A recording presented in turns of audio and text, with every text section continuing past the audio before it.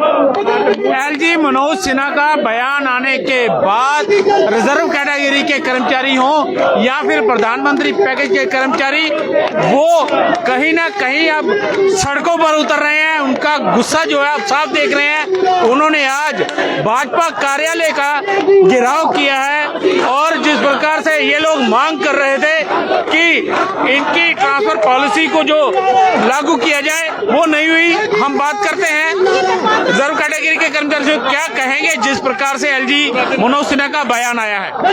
देखिए, मैं कहता हूँ ये बड़ा दुर्भाग्यपूर्ण बयान है और खास तौर पर इन कर्मचारियों को इससे जरूर एक बात लगी है कि 7 महीनों के बाद भी ना किसी के कान खुले हैं, ना किसी के कान खुले हैं, ना किसी के दिल के दरवाजे खुले हैं। दावे बड़े किए जाते हैं कि राजभवन के दरवाजे खुले हैं, आप कोई भी वहां पर आ सकता है, समस्या का समाधान निकल सकता है, लेकिन हकीकत में ना दिल के दरवाजे खुले हैं, ना राजभवन के दरवाजे खुले हैं। हम पिछले 15 दिनों से लगातार कोशिश कर रहे हैं, हमें अपॉइंटमेंट दी जाए, हम मिलना चाहते हैं, हम बात करना चाहते हैं, लेकिन दरवाजे बंद हैं। दूसरी बात मैं कहता हूँ, ये लोग जो यहाँ पर इस वक्त बड़ी बड़ी कुर्सियों पर बैठे हैं, इनको इस कुर्सियों पर बिठाने वाले ये लोग हैं जो आज सड़कों पर यहाँ बैठे हैं। भाजपा ने कहा था, भाजपा के प्रदेश अध्यक्ष ने, और आप भाजपा ऑफिस के बाहर प्रदर्शन कर रहे हैं, इन्होंने कहा था कि एक कमेटी जो है बनाई जाएगी, लेकिन कहा जाए तो उस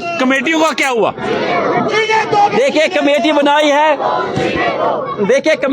है, कमेटी का काम खत्म हो गया। हर कोई यहाँ जम्मू कश्मीर में सेब खेल रहा है। इन एम्प्लॉयज की जहां तक मैं बात करता हूं, ये एम्प्लॉय जो हैं पिछले 7 महीनों से धरना दे रहे हैं। मैं बड़ी हैरानगी की बात होती है, भाजपा की जो कमेटी है ये जम्मू से उठ के कश्मीर चली गई, वेसु कैंप में चली गई, इंदिरा नगर कैंप में चली गई, तो कौन सी बात है कि यहाँ त्रिपुरा नगर से अम्बेडकर चौक की दूरी सिर्फ 2 किलोमीटर है और 2 किलोमीटर का सफर ये तय नहीं कर पाए हैं। मैं इतना कहता हूँ, दिल्ली और हिमाचल प्रदेश दूर नहीं है।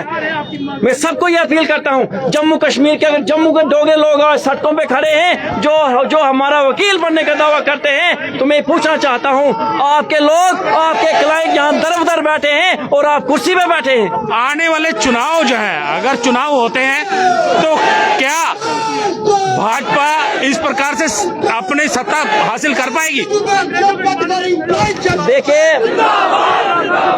देखिए, मैं कहता हूं, आने वाले समय में अगर आप इन डोगरे एम्प्लॉइज को, डोगरों को सड़कों पे बिठाएंगे तो आपको भी सड़कों की ही खाक छाननी पड़ेगी।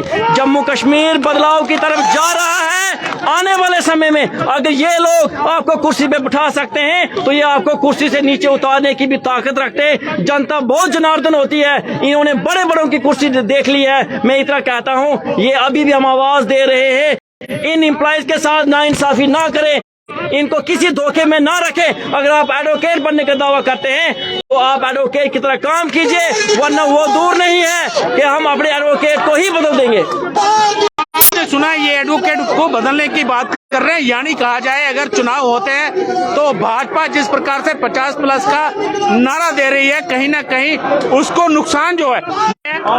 आपने सर पे कफन बांधा था, लेकिन उस कफन का क्या हुआ? सरकार ने आपकी बात को नहीं सुना। कल एलजी साहब ने सीधा जवाब दे दिया कि ये जो कश्मीर घाटी में कार्यरत है उनकी ट्रांसफर जो है नहीं हो पाएगी। सर देखिए, जो हमने कफन सर पे बांधा हुआ है ना, ये अब सरकार ने हमारे ऊपर वाली लाशों में डाल दिया। उन्होंने हमें भेज दिया, गिफ्ट कर दिया हमें। और जो एलजी सर बड़े बड़े बातें करते हैं कि Kashmir division, Jammu division, sir आप लोग खुद विफल हो गए हैं जम्मू कश्मीर को ये करने में, तो क्यों ना उसको 2 यूटी बना दो, कश्मीर अलग यूटी, जम्मू अलग यूटी। क्योंकि जब कश्मीर का बंदा जम्मू में आ ही नहीं सकता और जम्मू से बंदा कश्मीर जा ही नहीं सकता है, तो फिर फायदा क्या है यूटी करने का? फिर बात सही आती है कि कश्मीर नहीं है हमारा, क्योंकि जब जम्मू का बंदा कश्मीर नहीं जा सकता, कश्मीर का जम्मू जाता है, एक कहां से हुए हैं? जब आप मेरे घर नहीं आ सकते, मैं आपके घर नहीं जा सकती, तो फिर बताओ, फिर हम कहां से रिश्तेदार हो गए? सुरक्षा की बातें बहुत की जा रही है, कहा जा रहा है कि आपको वहां पे निवास भी दिया जाएगा, बाकायदा आपकी सुरक्षा के लिए सुरक्षा कर्मी लगाए जाएंगे, एक एक दो दो तीन तीन लोगों को इकट्ठा रखा जाएगा। पीएम पैकेज के कर्मचारी है उनको भी सीधा जवाब दे दिया गया है। लेकिन जिस प्रकार से कहा जाए वहां जो हत्याएं हो रही हैं, आए दिन थ्रेट्स लेटर जारी हो रहे हैं, तो ऐसे में एलजी का बयान आया है, कहीं ना कहीं आपके जख्मों पर नमक छिड़कने वाला काम जो है वो हुआ है। उन्होंने अपना पल्ला झाड़ा है सर, सीधी सी बात, जो रिस्पॉन्सिबिलिटी उनकी बनती थी उन्होंने उससे अपना पल्ला झाड़ दिया है। लेकिन हम एक चीज क्लियरली बोलते हैं, आप एकोमोडेशन की बात करते हैं, आपने पंडितों के लिए कहा वेसू कैंप है, बड़गांव में कैंप है, पटन में कैंप है। आप हमें बताइए कि डोगरों के लिए कौन सा कैंप है, उस जगह का नाम बताइए ना, कि कहाँ जाके हमें रहना है। जनाब हमें पहले ये बताइए। आप प्रमोशनों की बात करते हैं, 2015 से बंद थी, हमारी 14 से बंद है। क्या किया आपने हमारे चारों साइड से रास्ते बंद करके रखे हमें वहां फंसाने के लिए। क्या किया आप? 370 हटने के बाद बड़े बड़े दावे करते हैं, कॉन्स्टिट्यूशन ऑफ इंडिया जो जैन की पूर्ति के साथ लागू नहीं होता, अब लागू होने के बाद इंटर डिस्ट्रिक्ट रिक्रूटमेंट से टोटली लीगल एंड कॉन्स्टिट्यूशनल। तो बाहर का डोमिसाइल आके जम्मू में नौकरी ले सकता है, लेकिन जम्मू का डोगरा पिसता रहेगा। आज ये सभी डोगरों को सोचने की जरूरत है। आपको लगता है 70 साल हो गए, 70 सालों में जम्मू वर्सेस कश्मीर होता रहा है, अब भी वही हो रहा है? सर देखिए, जम्मू वर्सेस कश्मीर का तो हमें पता नहीं है, लेकिन आज हमारी जो हालत है ना वो वैसी कर दी है, ना हमें जम्मू का छोड़ा ना कश्मीर का रखा है। रेफ्यूजियों को दे दिया, अच्छी बात है दिया, हमें किसी के अगेंस्ट नहीं है, लेकिन हमें रेफ्यूजी बना दिया इन्होंने।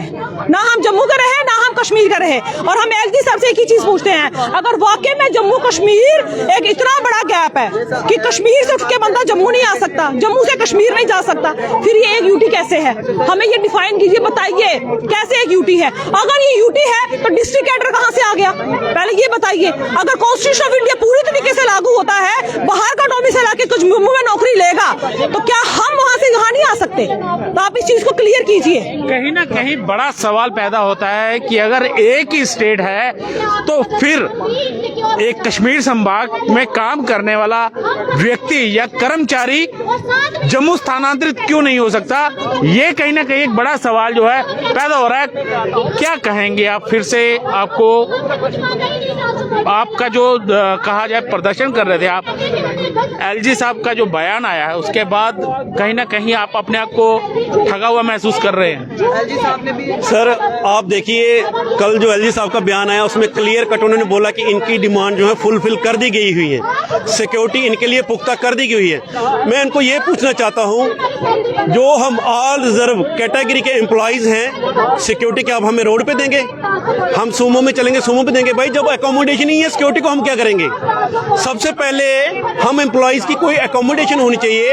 एकोमोडेशन भी हम तब लेने पे राजी होते हैं जब आपने 6 महीने पहले जो हमसे एक वायदा किया था ट्रांसफर पॉलिसी का, अगर उसको आप फुलफिल करते हैं, उसकी तो आपने कोई बात ही नहीं करी। आप 6 महीने पहले मिले, आपने बोला ये तो छोटी चीज है भाई, ये तो दी आपको, समझो मिल गई। मैं बोलता हूँ कहाँ गई? हवा में चली गई। जहाँ हमारे राजभवन से अंबेडकर पार्क पहुंचते उसको टाइम लग गया, क्या पैदल आ रही थी क्या भाई? अगर आपने इतना इंश्योर किया हमें, अगर ये बड़े बड़े भाजपा के नेता जो बोले थे हम आपके एडवोकेट हैं, भाई हम आपके साथ खड़े हैं, हमारे लिए इन कमेटियों को गठन किया, कहाँ है वो आज कमेटियां? उनका काम कहाँ है? उनके रिजल्ट्स कहाँ हैं?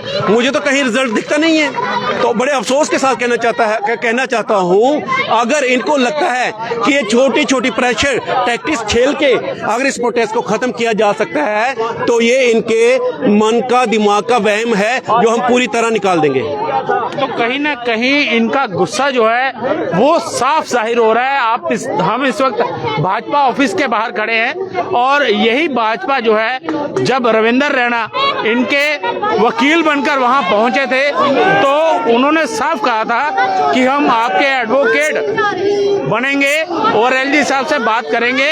कमेटी का गठन किया गया था, लेकिन सारी की सारी कमेटियां धरी की धरी रह गई जब एलजी साहब ने कल एक बयान दिया कि आपकी ट्रांसफर जो है पॉलिसी वो नहीं बन सकती है। कहीं ना कहीं ये लोग